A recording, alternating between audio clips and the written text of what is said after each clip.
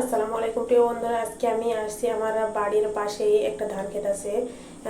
ধান ক্ষেতের পাশে মানে রাস্তার ধারে ধান ক্ষেত, ওই ধান ক্ষেতের পাশে আবার একটা ছোট্ট একটা বাড়ি আছে। আসলে সেই বাড়িটা দেখতে ছোট, কিন্তু তার আশেপাশে তারা অনেক সবজি লাগাই রাখছে, যেগুলো অনেক সৌন্দর্য মানে আকর্ষণীয় আর কি। সেজন্য আমি ভিডিওটা করছি। তো এই যে ফুলের গাছও লাগাইছে, বাড়িটা ছোট্ট কিন্তু চারিধারে অনেক কিছু লাগানো আছে। ওই যে ফুলের গাছ লাগানো আছে। আসলে তাদের বাড়ির বাইরে কোনো জায়গা জমি নাই, সেই জন্যে বাড়ির আশেপাশেই তারা সবজি, ফুল এগুলো লাগাই রাখছে। তো রাস্তার পাশে আসলে এই জিনিসগুলো অনেক ইয়ে করে, মানে সৌন্দর্য বাড়ায় আর কি। এই যে মানে চালের উপরে, রান্নাঘরের চালের উপরে উপরে তারা চাল কুমড়োর গাছ লাগাইছে। কত সুন্দরভাবে ধরছে, ফুলও ধরছে।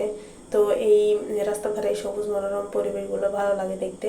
তো আবার এইদিকে লাউ, মানে সাদা সাদা জাতের লাউ আর কি, এই যে লাগাইছে, কত সুন্দর ফুল ধরছে, মানে ধরবে অনেকগুলো আর কি। আসলে অনেকে আছে যে গাছ লাগানো, মানে যেই গাছ লাগাবে সেই গাছে ফল ধরবে, এমনও মানুষের হাত আছে।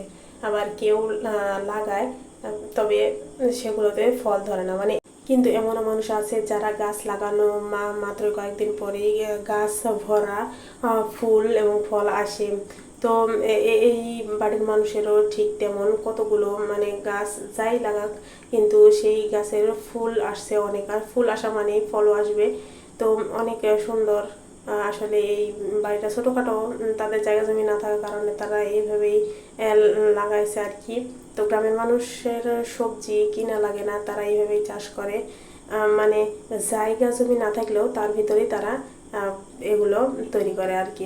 আসলে গ্রামের পরিবেশটাই অন্যরকম।